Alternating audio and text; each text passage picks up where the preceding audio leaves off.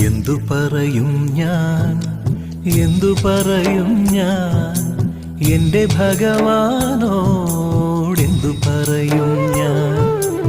ഒന്നും പറയാതെ ഒക്കെയറിഞ്ഞോളും നിൻ പരിതാപങ്ങൾ ഒക്കെയും തീർന്നോളും.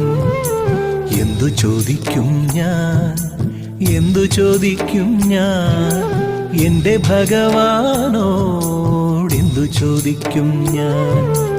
ഒന്നും ചോദിക്കാതെ ഒക്കെയും തന്നോളും നിന്റെ അഭീഷ്ടങ്ങൾ ഒക്കെ നടന്നോളും.